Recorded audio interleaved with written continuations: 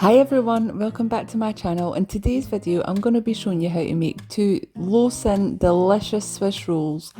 The first of which is a vanilla one, just a plain old simple vanilla one, and the second one is a chocolate and Biscoff one. Now I do have to put a little bit of a disclaimer here. The original recipe for this was not my own.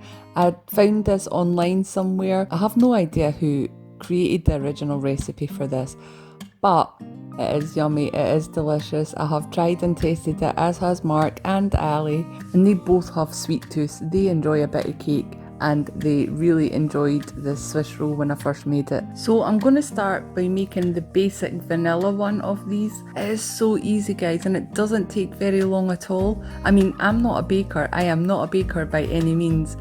I like to cook in the kitchen and that, but baking and that, it's not my forte.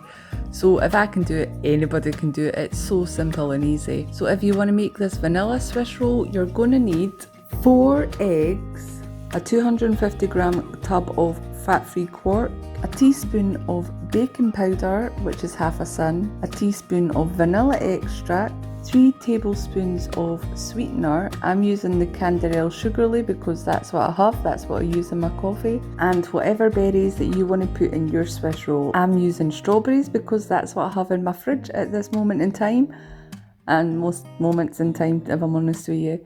But you could use raspberries, blackberries, blueberries, whatever you want to put in your Swiss roll. If you don't want to put any berries in it, you don't need to put any berries in it, but it's a great way of getting some extra speed in there, isn't it? So the first thing that I'm going to do is separate my egg yolks from my egg whites. So just crack it on the side of the bowl and then empty the egg white out by tipping the egg yolk from shell to shell.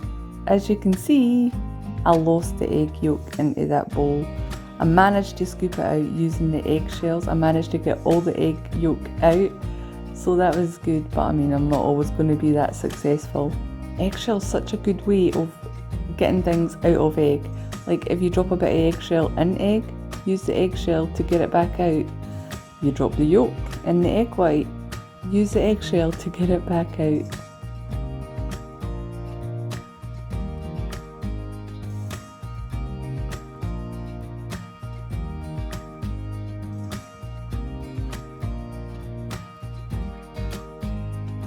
And when they're all separated, all I'm going to do is add half a tub of the quark, just half a tub, not the full tub, the teaspoon of baking powder,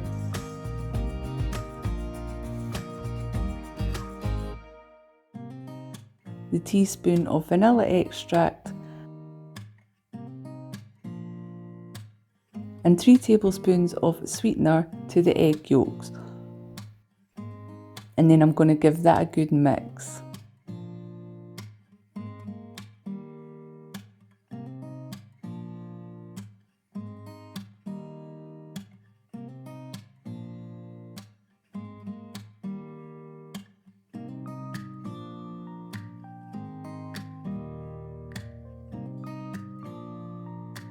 Once all that's combined, I'm going to go back to the egg whites, and I'm using my electric mixer to whisk them up, and I'm going to whisk them until they form stiff peaks.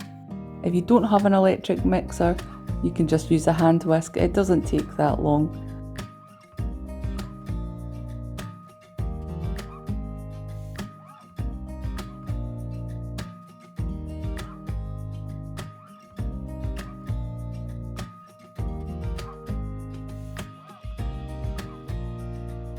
And then bit by bit I'm going to fold the egg whites into the egg yolk mixture. You have to fold it, you can't just mix it in willy-nilly. It needs to be folded, you need to try and be really gentle with it.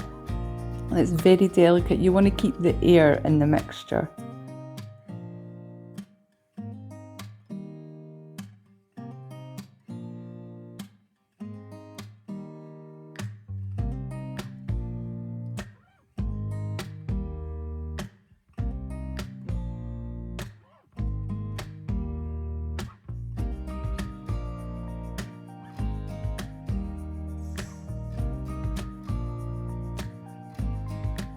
And then I'm going to line a baking tray with some grease-proof paper, and this is the key, guys, you really need to spray that with Fryolite.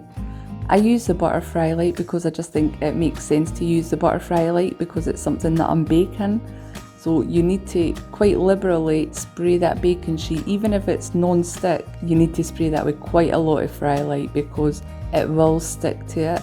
And the first time I made this, I made the mistake of not using Fryolite and I peeled the whole first layer off. And you could also accidentally rip the whole cake, and you don't want it, you want to have it as a whole sheet. So when the Fryolite's sprayed, I will gently tip my mixture onto the baking sheet. Extra points here if you spot any pet cameos.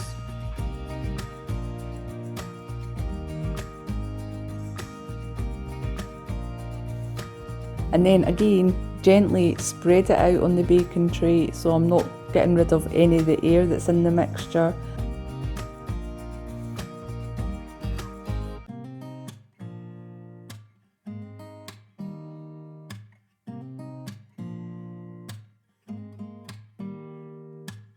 I try and spread it out as best as I can so that it makes like, you know, like a sheet shape, so it's going to be easy to roll later on as a Swiss roll. And then I pop that in a 180-degree preheated oven for 8 minutes, and then I turn it round in the tray because that's how my oven works, and put it in for another 2 minutes. It really doesn't take long to bake at all. It just depends on how your oven is. 10 minutes at the most in my oven, which is a fan assisted oven. When it's done, I waste no time in getting that baking sheet off because these cakes do stick to it. So I just flip it over and rip it off, and as you can see, some bits do come off, but if I hadn't used the Fryolite, it would have been a lot worse, like that whole layer would have came off. And then I just leave it to cool for 10-15 minutes or so. It cools down as quick as it cooks. And once it's cooled, all I do is mix some quark with nothing. I literally mix it with nothing. I just think it spreads easier if you give it a little whip in a bowl before you put it on the Swiss roll.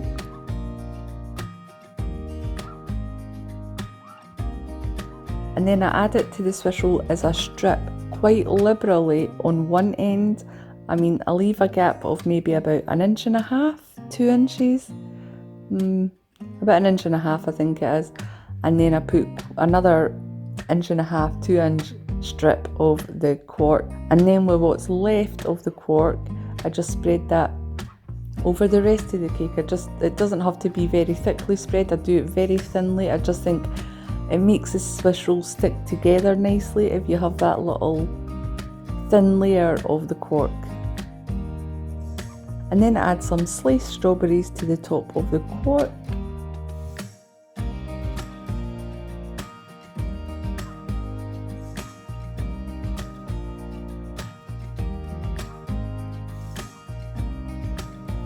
And then I roll my Swiss roll very carefully. And then voila, a whole Swiss roll for 2 syns. You could eat it all yourself if you want.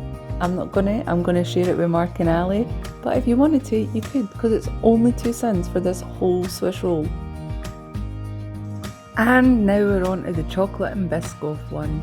So this is basically just a pimped up version of the vanilla one, and it is higher syns. It is 8 syns for the whole Swiss roll, but when you divide that up, it's still quite low syns. In fact, you could still have the whole 8 syns.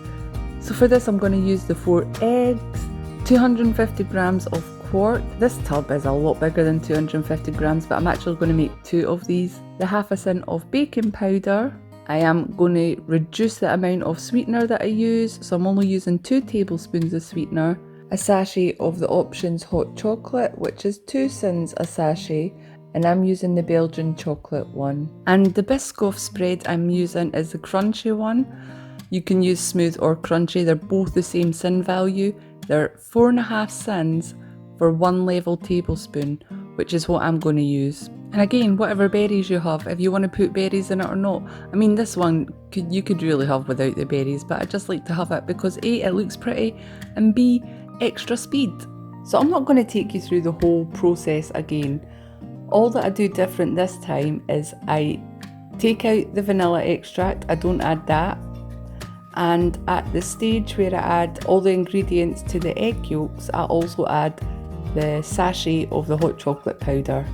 Oh, by the way, here's a little story time for you. And I cut it out of the actual footage because there was blood and I was effing and blinding. I cut my finger while I was filming this, and do you know how I done it? Opening a tub of quark. I went to open the lid when I was making the vanilla Swiss roll and it just sliced the top of my finger. So if you look closely in this video, you will see me wearing a plaster and fiddling about with it because they're not waterproof plasters, and I was doing dishes and all that and amongst all the filming, and it just kept falling off and I was too lazy to go upstairs and get another one. So the moral of that story was, beware of quark lids. They're evil. So all I do when it comes to making the filling for this one is take a level tablespoon of the Biscoff spread and warm it in the microwave for 30 seconds.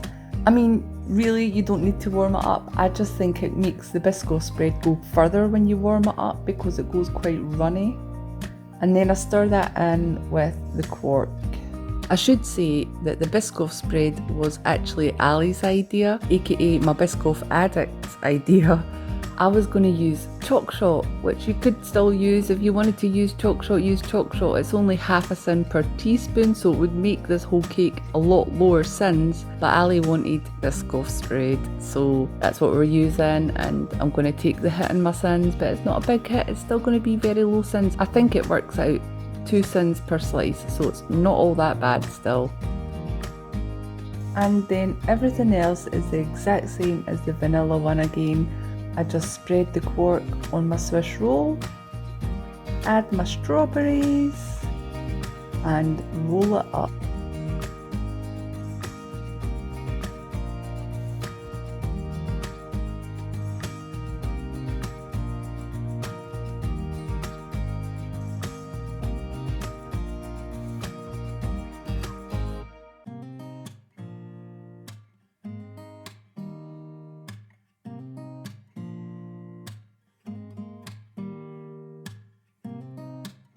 And there you go, you have one delicious chocolate and Biscoff Swiss roll.